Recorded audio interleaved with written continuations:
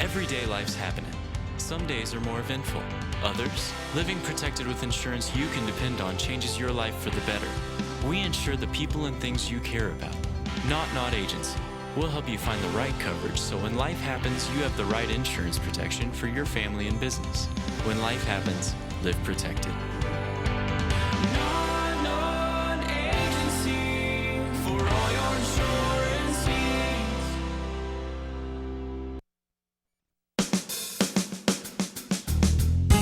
Good morning and welcome to Radio Friends on Tuesday, September the 29th. We've got one of my favorite topics, really, and that is UFOs, extraterrestrial life. What would you do? Let me ask you this question.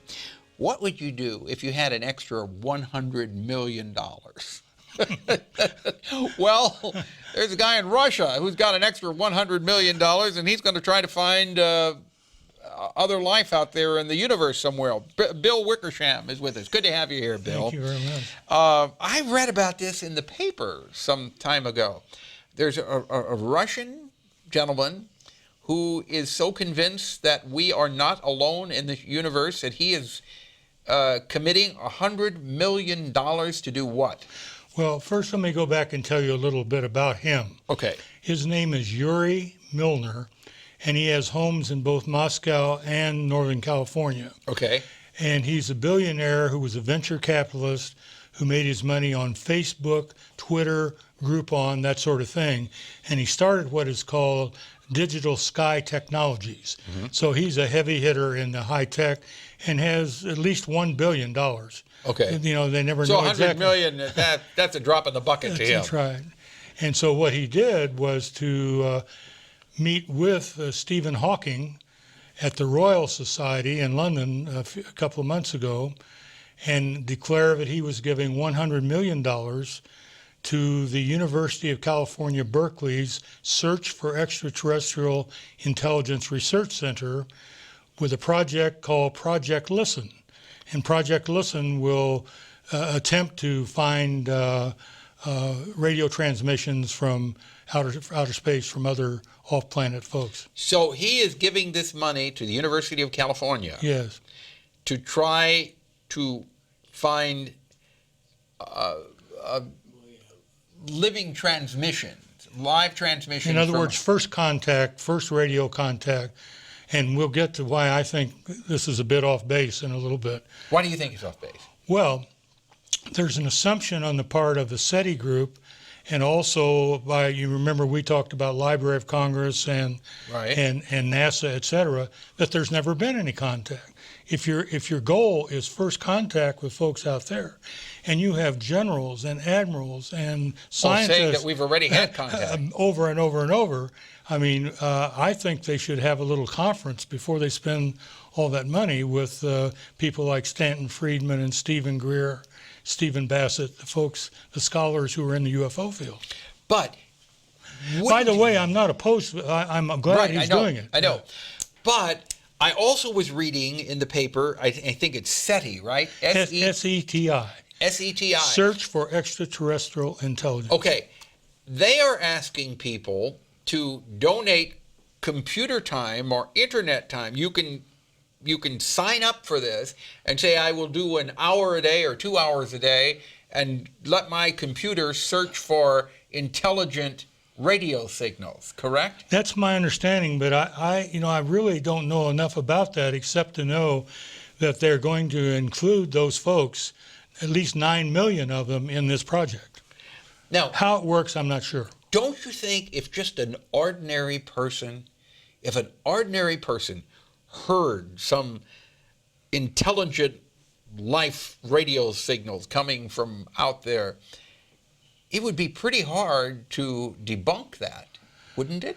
It seems to me it's harder to debunk it whenever you've had hands-on with ETs on this planet, like Colonel Corso, for instance, and people like Edgar Mitchell, who has said the extraterrestrial hypothesis is 100% statistically correct.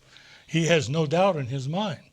And yet, as you know, we've talked about some of the social and psychological obstacles that surround this and some of the reasons for that. It's a very difficult topic. Oh, it very is. Complex. It is.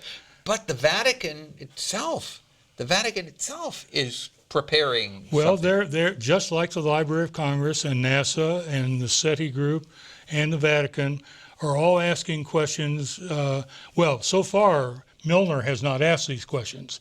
That was one of my points. I wrote an article for the Tribune in which I pointed out that I think he should be asking publicly and dealing publicly with the theological, sociological, political, economic upshot of first contact.